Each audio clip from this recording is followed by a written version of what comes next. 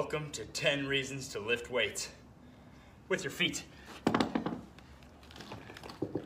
I am going to show you one of the 10 measurable standards that help me go from the slowest guy on every team to now having, honestly, more speed than I imagined would even be possible for me.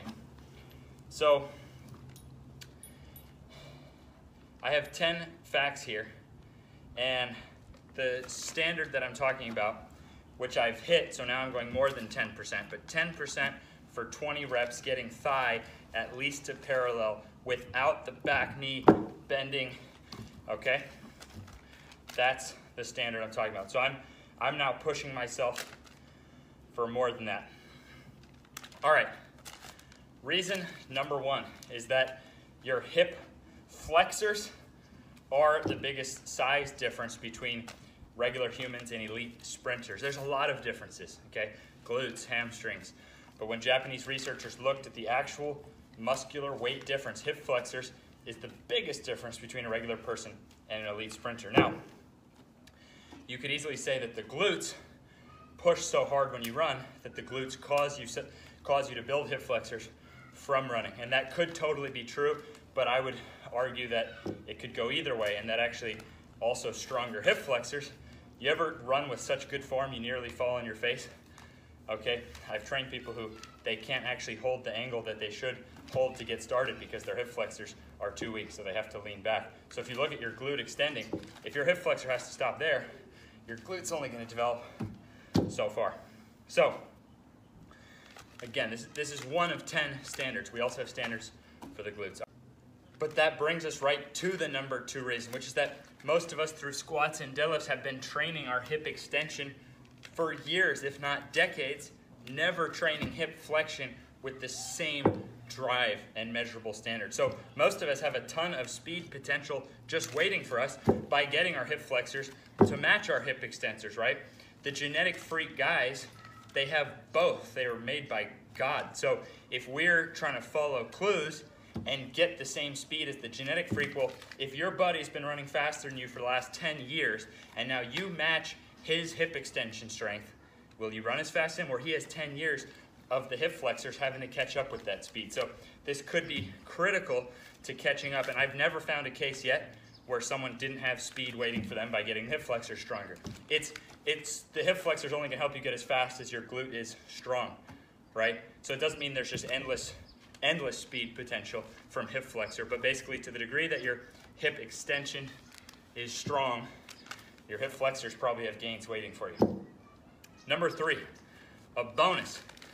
With so many athletes I've trained now, once you start training and lifting weight with your feet, your glutes start getting sore from the training you're doing, from the speed work. So this kind of goes to that chicken and the egg thing, but it seems that on any side of your body, on any side of a joint, you can limit your growth by being weak on the other side, right? A lot of bodybuilders have sworn that training their tibialis plateau busted their calf growth, right? So this is, okay, the calf extends, the ankle, tibialis flexes it. Okay, well the glute extends the hip, and the hip flexor flexes it.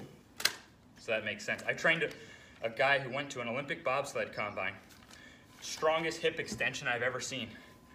Voted the most powerful rookie for Team USA bobsled, but guess what? By the 3rd day, he couldn't even do it. Why? Because his hip flexors were so sore because he got that sled going so fast, he couldn't keep up with the sled. And that ultimately prevented him from making the Olympics. All right, but it's not his fault, right? I'm not blaming the guy. He didn't have 10 years of hip extension training, but he had been deadlifting for 10 years, right? If he had been doing this for 10 years, my God, Olympic gold medalist for sure. And he didn't come from a track background. Most bobsled guys come from a track background. So they have the hip extension training in the weight room, and they have the hip flexors from track, and they're basically too big and slow to actually, make the Olympics in sprinting. Though I would argue, actually, if they train this, they probably would be. All right.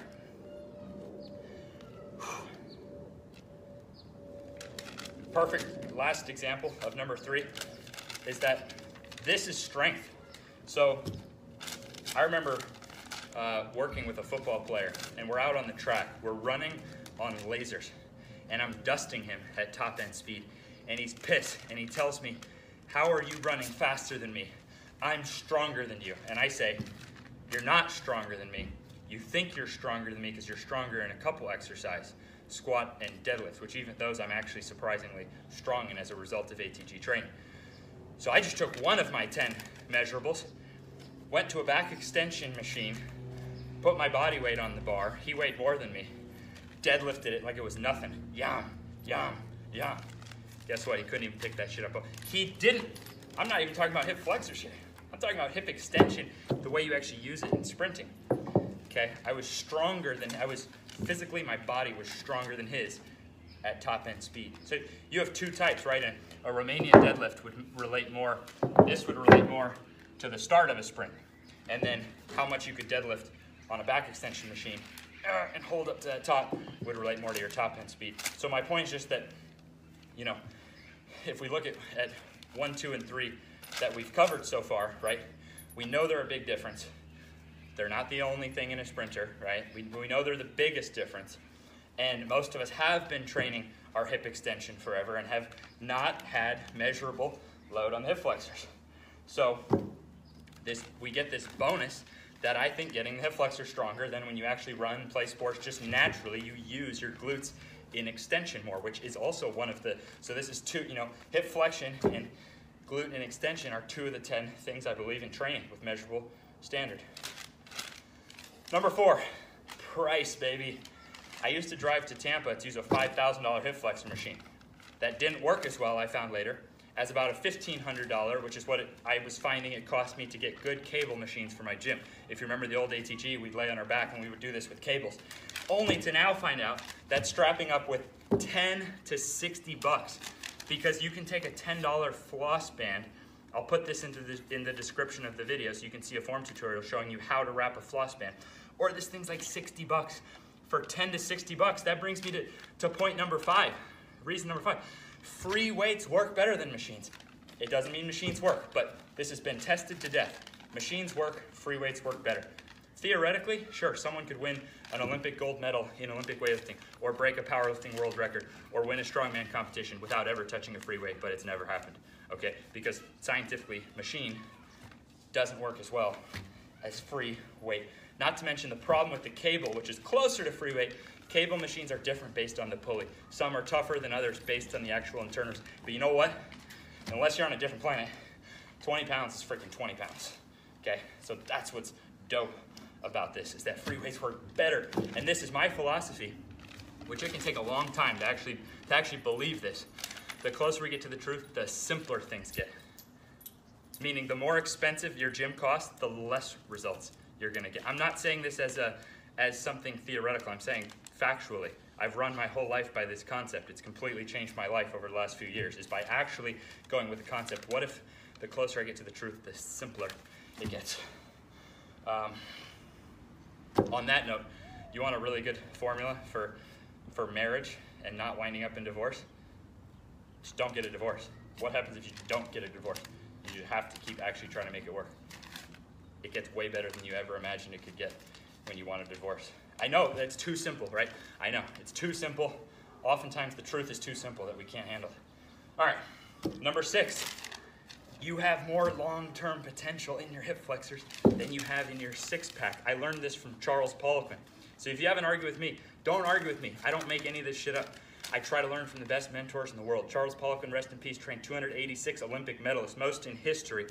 He was the first one who told me that what they're teaching in college is 20, 30 years behind what he's doing. This, it's gonna take 20, 30 years to have a test of, get your hip flexor this much stronger, your speed goes this much more in relation. So you could just test athletes and you could say, how much can you deadlift off the floor? How much can you deadlift in a back extension? Test their top end speed on lasers. Hand timing is a joke. Go ahead and time 10 in a row. See how far off you are from 1 second. Try to land it on a second, and you see that you can't detect differences. You can detect the difference between a 10-year-old girl and Usain Bolt, but you wouldn't be able to detect any improvement in Usain Bolt. It's getting off track here. Point is, there's your study. If you're in college right now, get your whatever college athletes, test How much can you pick up off the floor? I don't even care about form, because form ruins studies. They don't check form, so whatever. How much can you pick up off the floor? All right, now in a back extension, how much can you pick up and get up? All right, now how much can you lift up here without the back knee bending? Now what's your top end speed? It wouldn't reveal absolutes, because these are only a couple factors, but I'm just saying it's going to be 20, 30 years before we know the difference or the correlation between hip flexor strength and speed. So again, I learned this from Charles Poliquin. Take it up with the greats. I'm not one of the greats yet. I'm trying to get there. And this data has made my athletes millions of dollars. So it's really, there's no point in debating someone like me who's actually creating, so I'm making pro athletes millions of dollars with this. Making college scholarships, pro contracts, extending careers. Literally making guys run faster, couldn't run a speed, are fully developed, out of a league, and now they're running faster and making millions. 7, don't worry though. Progress actually can be really fast. You know why? Because what I've been doing the whole time, you can take these babies to failure, okay? Do you know how much gains you can make on a muscle? When you can, go ahead and add up, go ahead and scroll back through this video. Actually, the worst part of this video is knowing that I'm gonna have to scroll back and see how many reps I did and do it with the other one. Because 7 and 8 is being able to go to failure, and what else have I been doing this whole time? Cluster train. I'm able to take a heavy amount of weight. Trust me, 20 pounds for a 180-pound person. Try it before you knock it. See if you can do 20 in a row with about 10% of your weight, then start going up without bending that back leg, right?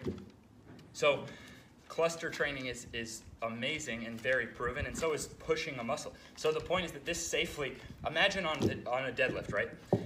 Imagine saying, okay, once you hit failure, do 30 more reps. You'd have to have spotters, you'd risk a serious back injury, honestly. So with this, look how safe this is. So what's dope is that an extensor, right? Calf muscle, quad, glutes, right? Those are, those are thought of as the big ones, triple extension. What about triple flexion?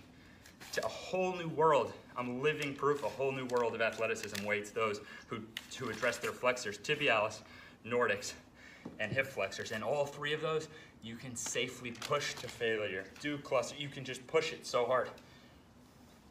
Number 9. Number 9 and 10 are knee pain and shin splints.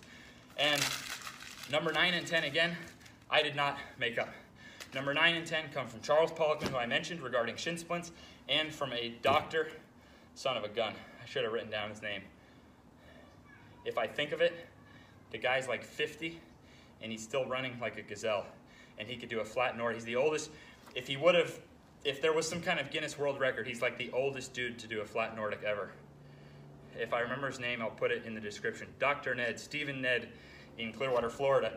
I remember taking an athlete to him and him saying, the knee pain is caused by weak hip flexors. Sure enough, the guy had the weakest hip flexors in the gym. No offense to him, one of my best friends in the world. Okay, but are you a clopper or a glider when you run, right? So of course, if you have no VMO and these different things, like if you have no protection for your knee, don't expect to, not have knee pain, right? Knee pain is a measurable mathematical fact. Knee pain doesn't have to exist. Shin splints don't have to exist. Myself and thousands of others are now living proof that these are measurable equations. Drop me off a skyscraper, I'm dead, right? Play basketball, I can easily get anyone to knees, shins that are physically impossible to hurt from playing basketball. But the hip flexor is part of that equation. Because imagine with no hip flexors, how would you have to run if you had no hip flexors? Clopping. So I used to be a clopper. I used to run like a Clydesdale. If you saw the opening clip of this video, which Uncle Drew thankfully got from my high school coach, I was too embarrassed to ask the guy for my film, to be quite honest with you. He made me, when we ran the 40 as a team, I ran a 6-second 40-yard dash at age 16. He made me take my shoes off to prove I didn't have lead weights in them, right? So, but guess what though? I was faster than anybody on the team on a speed ladder. I would destroy you with my 6-second 40. I would destroy most NFL players on how much I could move 1 inch until you realize that, holy shit, sports isn't played over 1 inch. Charles Poliquin told me, yeah, I'll train speed ladder once speed ladder is an Olympic sport. It's true. Save the time for mastering. Players today have no idea what Kobe and Jordan were actually doing with their feet. Wait till I do some more breakdowns for you. Most players literally have no clue. They think they're skilled at basketball because they can shoot and dribble, but they don't realize they actually can't even hold the positions in the footwork that their heroes do. They're actually not that good at basketball. They don't have footwork, but they'll kill you in a speed ladder. Speed ladder is one of the things I think is actually ruining athletes' potentials. There's nothing wrong with the speed ladder. There's just not enough right about it. You'd be so much better off mastering the actual movement of your sport, getting hip flexors. You know how many kids I've seen destroy a speed ladder, can't do a flat Nordic? Are you kidding me? Even though all the greatest speed success stories in history spent anywhere from 6 to 20 years once a week doing the Nordic. All right, the point is, Dr. Stephen Ned is the one who educated me on the importance of hip flexor for reducing knee pain from not being a clopper. And it was Charles Poliquin who educated me on it, on being able to run gliding across the ground, which Poliquin believed both hip flexor and hip extension in the top end, not your deadlift, your back extension deadlift, related to not getting shin splints, right? These are secondary. With the tibialis and the soleus, we can mathematically make shin splints impossible, but it's obvious now, learning from the doc plus Poliquin. So look, oh shit, I had a conclusion on there. All right, I remember my conclusion. Well, I wrapped this out. My conclusion was no excuses ever for anything. Just like the closer you get to the truth, the simpler it gets. This is a choice that it doesn't matter if it's true or not. It doesn't matter if what I say about the closer we get to the truth, the simpler it gets. It doesn't matter when I say no excuses ever for anything. It doesn't matter if it's true or not. It's a philosophy, a way of going through life. I just didn't give myself an excuse for not being fast. So I did struggle with my speed year after year after year, but I followed the clues and eventually figured it out. Now I have 10 measurable standards. I can make people run faster. You hire someone to come paint your wall with the same precision, I can make someone run faster. And this is one of those 10. And one of the more important ones, this one plus Nordic are, in my opinion, this one, Nordic, and the extension, I think, are the three most important, specifically for speed. Fourth would actually be like your reverse step up, some specific forms of that, because I learned from Paul, when you use that VMO really in the top end there, those four would be bigger ones. But the point is that just don't ever have an excuse for anything, and eventually you'll have no reason to make an excuse, because you'll actually achieve the things that you have an excuse for right now. But when you make an excuse, you're lying. You're lying to me. You're lying to anyone you're making an excuse to. You know why? Because we're incredibly powerful. We're so powerful, and it hurts us inside when we make an excuse. We can feel it. You know why? We just lied to the universe.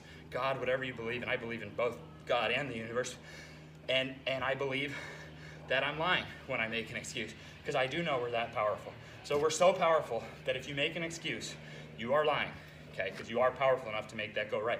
So that's my only point I wanted to leave you with. You can figure out how to get a monkey foot. You can figure out how to wrap it up with floss, put it in the description. Any of these things, nothing's that expensive. Even a Nordic bench or something like that, which we have dozens of ways, since, just no excuses for anything. Do you see what I'm saying? I'm leaving you with that. It's not enough to have the data and make an excuse. You have the data now, and now you know that you are lying to me if you have any excuse why you can't do these things. And look, what am I demoing was points 7 and 8, that you see this? You can't do this safely with like a squat and deadlift. You can do it. It takes partners, it takes machinery. I can push this muscle so hard.